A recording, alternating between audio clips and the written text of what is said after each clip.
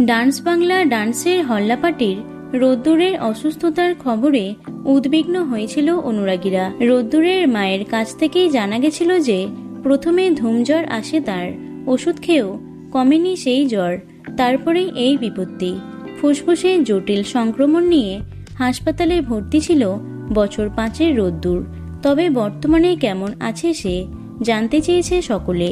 অবশেষে রোদ্দুরের স্বাস্থ্যের আপডেট পাওয়া গেল। 5ই মার্চ রোদ্দুরের স্বাস্থ্যের অবনতি ঘটলে প্রথমে তাকে শিশুমঙ্গল হাসপাতালে এবং পরবর্তীকালে বাইপাস সংলগ্ন অ্যাপোলোর আইসিইউতে ভর্তি করা হয়েছিল।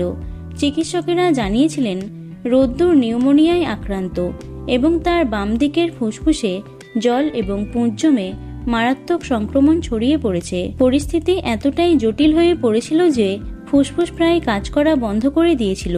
তড়িঘড়ি অস্ত্রোপচারের মাধ্যমে জমা জল বার করা হয়েছিল।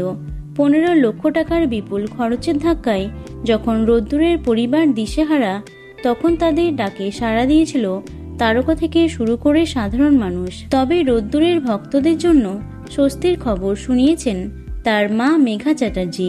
তিনি জানিয়েছেন গত 9ই মার্চ বিকেলে রোদ্দুরকে আইসিইউ থেকে জেনারেল বেডে স্থানান্তরিত করা হয়েছে। চিকিৎসকদের মতে আপাতত কোনো অস্ত্রোপচারের প্রয়োজন নেই। ওষুধ এবং ইনজেকশনের মাধ্যমেই সে সুস্থ হয়ে উঠবে। পরিস্থিতি এখন অনেকটাই নিয়ন্ত্রণে, তাই প্রায় 6 লক্ষ টাকার মধ্যেই রোদ্দুরকে সুস্থ করে বাড়ি ফিরিয়ে নিয়ে যাওয়া সম্ভব হবে। রোদ্দুরের মা কৃতজ্ঞতা প্রকাশ করে জানিয়েছেন, আমাদের এখন আর কোনো আর্থিক সাহায্যের প্রয়োজন নেই, শুধু দরকার অনেক অনেক ভালোবাসা এবং আশীর্বাদ।